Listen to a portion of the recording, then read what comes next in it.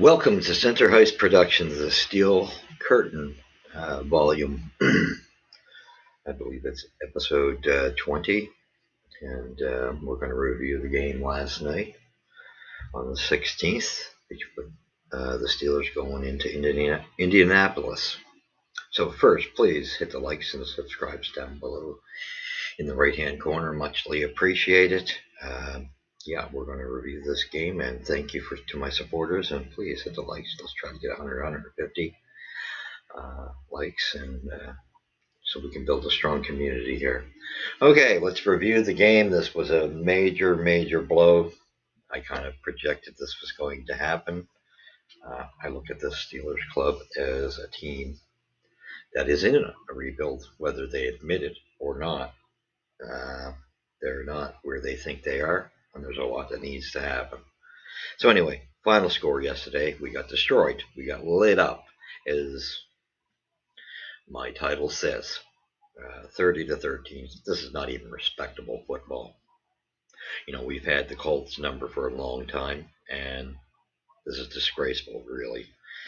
So the game starts off 6-0 lead by the Steelers. You know, you get positive vibe there, and then second quarter starts, and Indianapolis comes out with 14 points.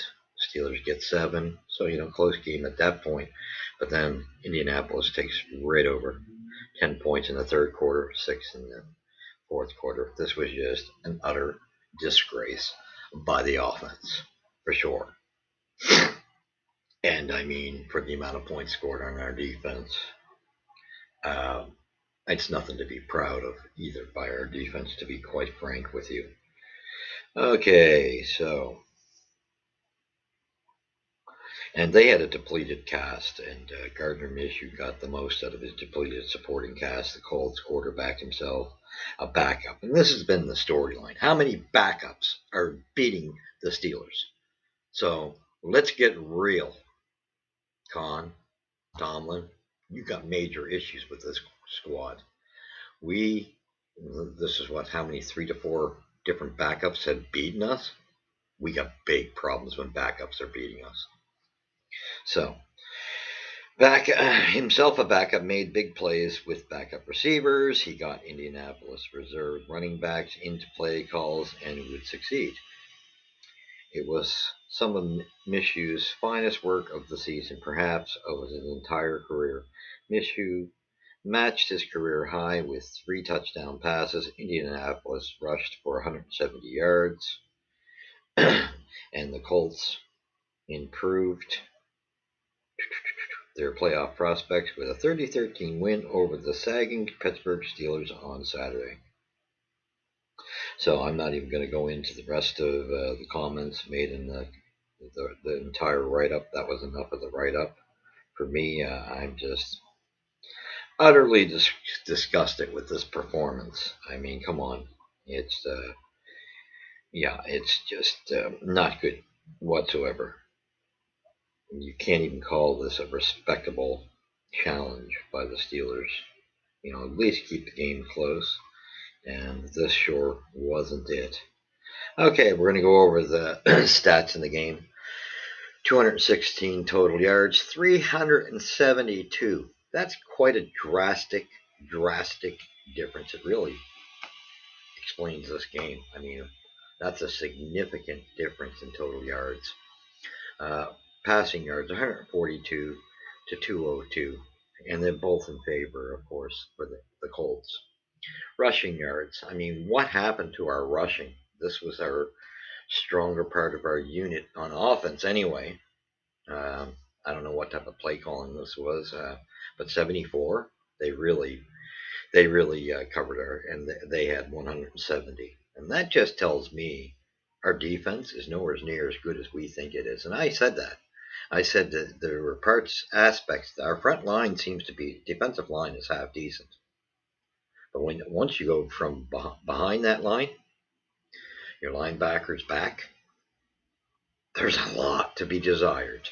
Let's just put it that. I think Minkah Fitzpatrick is your biggest bonus back there, and maybe Joey Porter Jr., except he's just loaded with penalties, seems to be his game, and they got to get him out of that. So total plays 54 to 65 in favor of the Colts. Average yards per play 4.0 for the Steelers, 5.7 for the Colts. This explains, the yards again. First downs, 13 first downs. That's just not going to cut it to 19. And here's where we've had this battle for the odd game we've had third down efficiency in our favor. The majority of our games, we have been behind the 8 ball with third down efficiency, 33% to 40%. I mean, what do you expect? Do you expect to win football games and call yourself a playoff team with that type of those type of numbers? It's not going to happen. Okay, 8 penalties compared to the Colts. The Colts played a very disciplined game. 8 penalties to 2. Penalty yards, 101. This shows me just how undisciplined the Steelers were compared to 10 yards for the Colts. Turnovers, 3 turnovers, 0 turnovers for the Colts. Wow, managing the football offensively, pathetic. Pathetic. Okay, 46 tackles. We did better in that department to 33. So that's a lot of that is our line for sure. Sacks. We competed in the sacks. Of course we would with T.J. Watt. I mean, he's Highsmith. These guys will compete. They give you something to be a little optimistic, but it's just not enough. You can't have that being all you have compared to they even outperformed us in the sack department. This is just telling you how bad this offense was. But I mean, our defense as well. We just really got lit up. Sack yards lost 30 to 13. I mean, how are you going to lose that many? This just undisciplined. 26 to time of possession, 26 to 40, 33 point something. It looks like a 2. That's all I can get on the right-up screen. This is a joke. I mean, that speaks volumes to time of possession for your offense, speaks volumes of who usually comes out on top. So we get the first quarter. Things don't look horribly bad. Trubinsky runs in for a 1-yard touchdown. And how do you miss the kick? That's unusual for us. So either way, it's 6 points. You're out of the first quarter with a 6-0 lead. Okay, so second quarter starts 14:07. Dante Johnson, 4-yard touchdown pass from Trubinsky, and Boswell kicks the extra point. You got a 13-0 lead. Okay, now with a 13-0 lead, what the heck happened here? Okay, 11:21. Zach Moss, 16-yard pass from Gardner Minshew, and Matt Gay kicked the extra point. They're in the game. Then we got a 0:22. DJ Montgomery, 14-yard pass from Gardner Minshew, and Matt Gay kicks the extra point. So they go up 14. So you can see we started falling apart in the second quarter.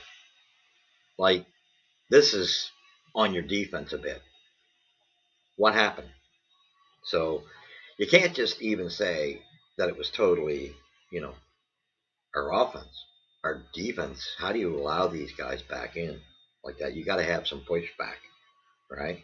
Third quarter, Mo Ali Cox, 18-yard pass from Gardner Minshew, and the extra point. They're up 21 to 13 in the third quarter at 13-16.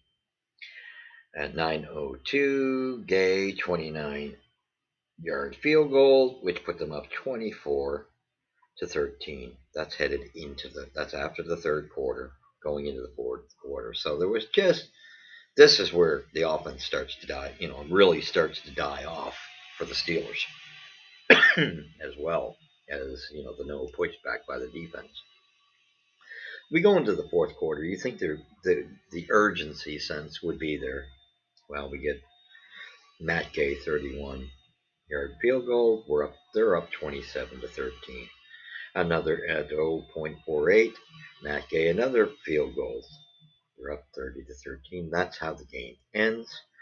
This game was a pathetic excuse of a football game.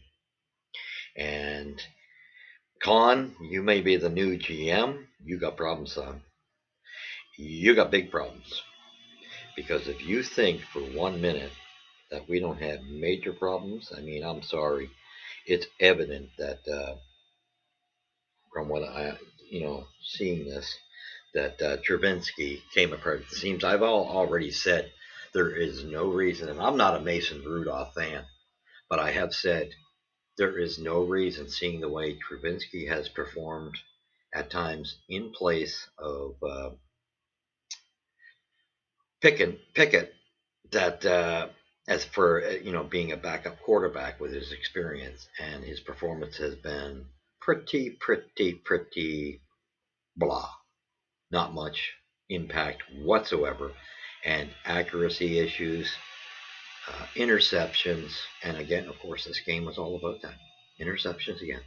So with you knowing that, you know, Pickett's not you're going to be in because of his injury, and you're going to have one of your backups that we've seen your backup fail with a couple of other clubs, like such as New England, which you should have won again.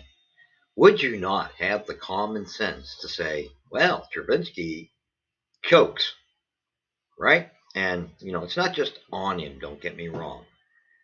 But it speaks volumes when a play caller, he's got to take some serious responsibility for that offense.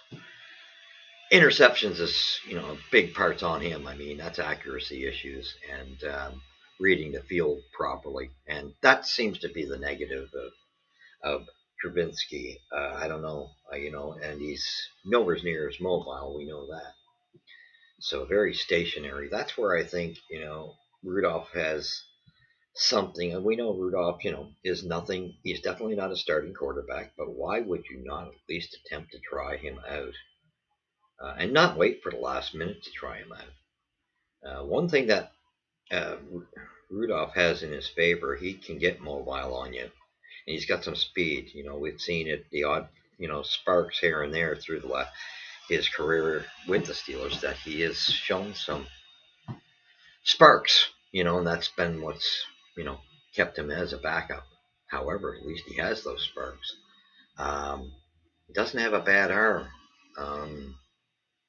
He also doesn't have a not that bad at totally reading. He's not perfect at reading, but I think he kind of may read the field better than Trubinsky.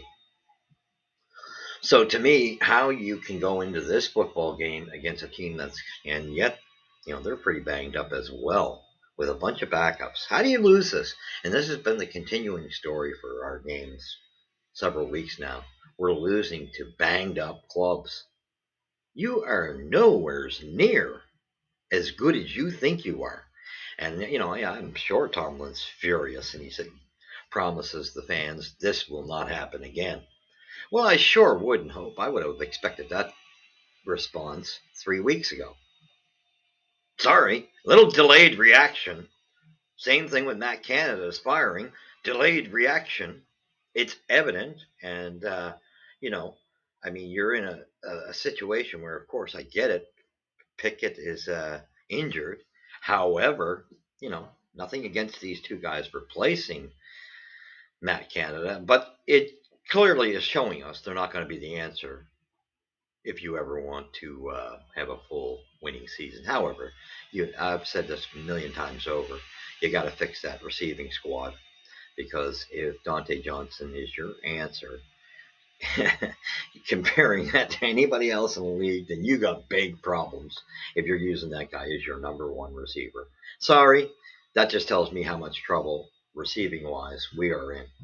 We might have wanted to think a little closer when we let go certain receivers. They might have had some issues, but you might have had quality issues of really focusing on how good your players are in those positions. Just why you unload your best receivers compared to what you've got left. Now Pickens, that's a different story, but from what I'm getting the gist of, he seems to have a bit of a prima donna attitude. So we've been running into that. That comes to culture, and I blame culture on Tomlin all along. I'm sorry, great coach, love him. This team has been struggling, and culture has been sliding downhill since the day Cowher left this football team. There used to be a respect factor. And you cannot stand there and be Mr. Nice Guy with your players when they are not performing. You got to start sending clear messages. This team, and again, whoever's building it, Kevin Colbert, he had much talent as a GM. I'm not liking what I'm seeing from Con. If this is your answer, I give you credit. That first round draft pick looks good for the line. However, the veterans you have brought in to this team, I beg to differ. I got to question what type of eye, and I assume that Tomlin had some input in this because he seems to have had a lot of input over the years with Kevin Colbert. And it looks like I would assume with Con, he has the same input. Are you not understanding? Not every coach should be involved in making those moves for rosters, for finding talent. Have you not clued in that that's not Tomlin's strength? I mean, you can keep him there as coach because he's got a good, half decent winning percentile, but he's not a team builder. Let's make that clear. And Mr. Rooney, now it comes down onto you, sir. I've always loved, what your father was about. But man, and you seem like a nice guy. You got to wake up. I'm sorry. If this is kosher with you, do you think your fans deserve this? Do you think some of the players on this football team, like the Watts and the Minka Fitzpatricks and, Hayward, deserve this? These guys put it on the line weekly. Don't tell me you can't build around them.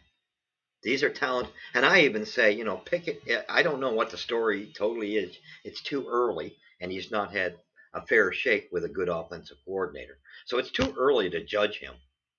He seems to definitely has better decision making and reading of the field than the other two quarterbacks. That's a given. So I can't sit there and crucify the kid.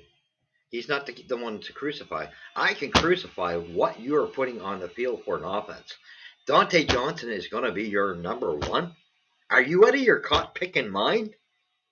Come on, Mr. Grease Hands. And I'll slide down on me tush when somebody gets close to hitting me. Come on, man. Really? This is not a team of football. When you look at the old greats of Lynn Swan, Stallworth, Hines Ward, we can go on and on and on. There's several more players, that we can think of in that wide receiver mold. Even as bad as terrible as Brown was as a prima donna and a horrible culture guy, he wasn't this bad. He wasn't talent-wise to this degree. Had we had somebody who knew how to discipline, keep their players in check, I think that could have been nipped in the bud. It's amazing, as I say.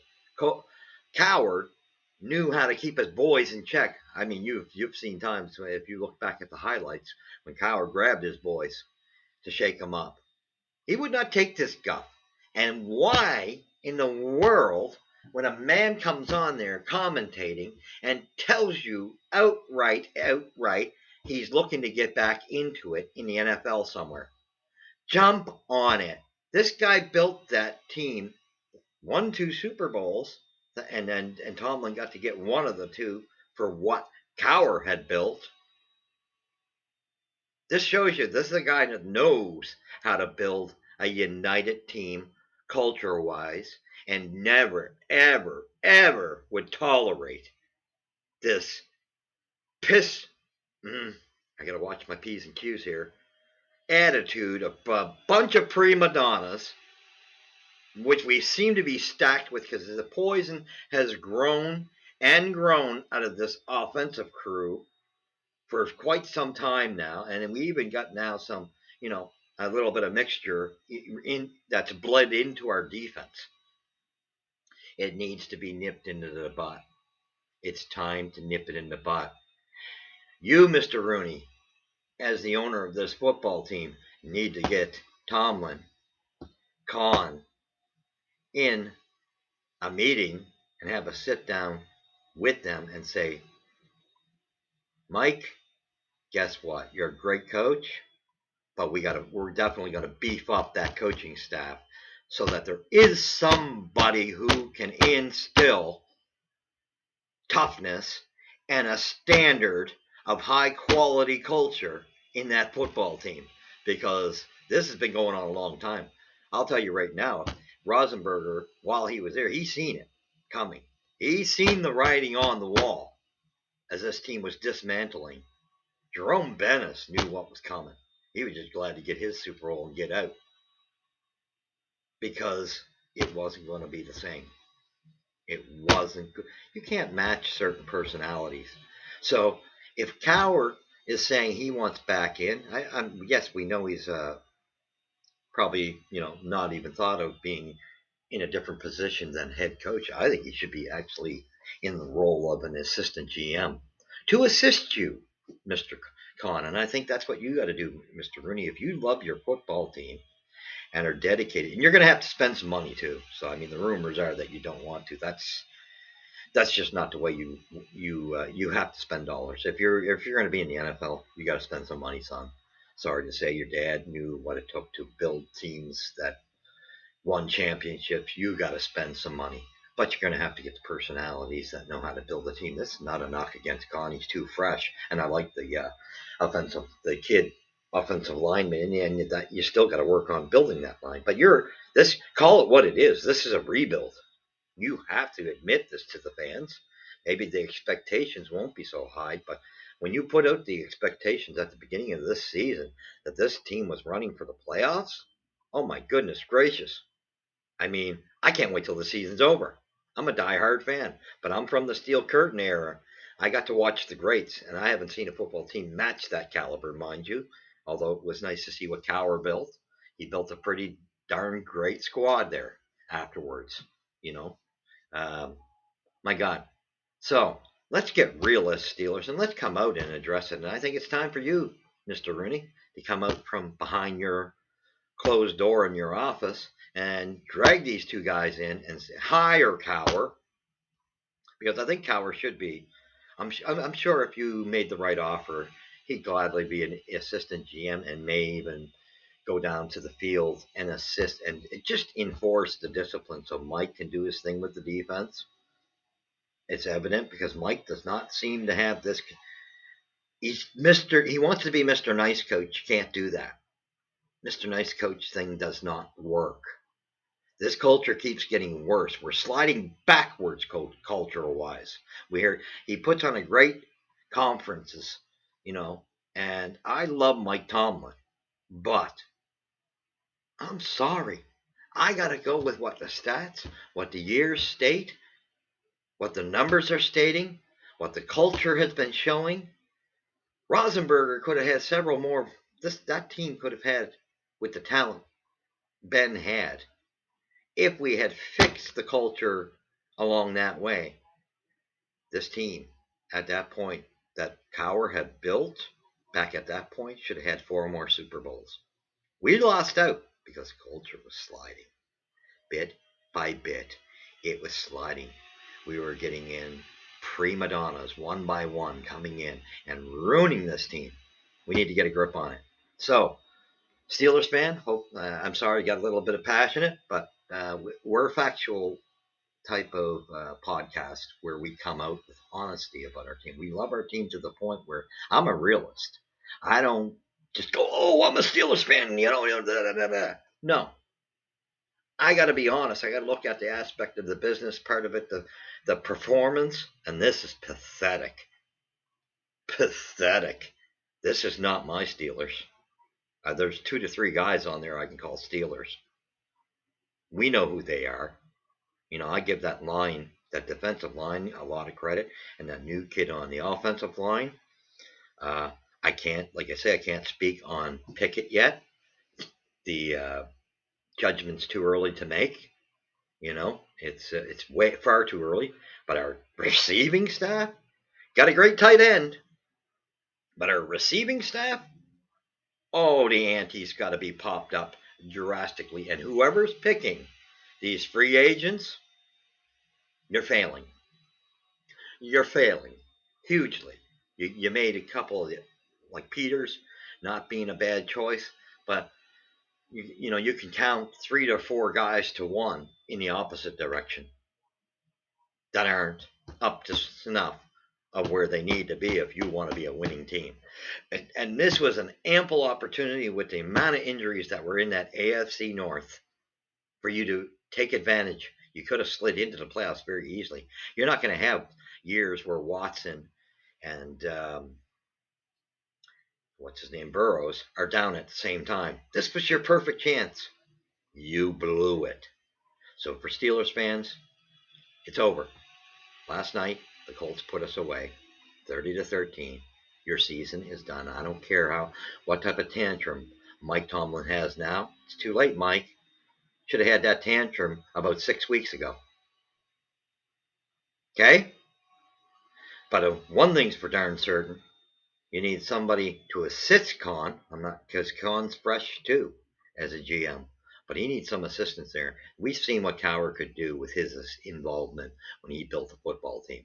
He's the right man to bring back and he loved that Steelers team. Bring him back, put him in a different role, and just, as maybe like an assistant GM if that's what you want to do, and maybe let him work with Tomlin on the field so that he goes in. He can be the disciplinary. He'll know whose heads need to roll. And he'll get rid of your prima donnas for you. And he'll build a winning team once again. But don't tell the fans, oh, we're a playoff team, when you're a joke. You're a team that's in rebuild mode. You can look at this, and you don't even have to start. Like I heard the comment, let's blow it up. No, you don't need to blow it up yet. You got a kid for a quarterback that we don't know, and he seems to be all right. Just needs better coaching. Seems to be our big problem, to be honest. Coordinators, our coaching has a huge beef in this. So you got to upgrade. Just accepting anybody to step into these roles is a bunch of BS. There was a time it meant something to do your homework and do a hunt down of proper coaches and get the best quality. Play callers matter. Okay? So you can't just expect it out of your players on the field to do it all. You have to have men that have the IQ to make the right calls. So you got to start there. Get Cowher back. And again, admit to the fans, no, we don't have to blow it up. We got a few young guys, and Watt's still young enough. Minka's still young enough, and that offensive lineman's young enough, and Fryermouth, guys like that are young enough to continue on. So you can say, okay, we kind of have some pieces, so we can call it that we're in a rebuild. Tell your fans the truth, because you got a lot of work to do. That whole receiving crew, other than Fryermouth, and like I say, I don't know the full story on Pickens. That's something you guys should have a better track on. I'm sure Cowher will figure it out if you hire him. He'd figure it out because he's not going to take players' pompous, cocky attitudes, which build horrible cultures. He won't tolerate it. Let's get some dignity back. Because we got none right now. We've got 3 or 4 guys that I feel really bad for. So, thank you for joining me. Unfortunately, the steel curtain's not much of a steel curtain at the moment. But that's where it is here. And hopefully we get back to those days. But this is a rebuild, folks. Don't get your hopes up. I don't care about the next 2 or 3 games. It's over. We're not going to catch the opposition. We're too far out. Last night put us the rest of the way out. That was the final nail in the casket. So, thank you for joining me. We will catch you after next week's game against the Bengals. God bless.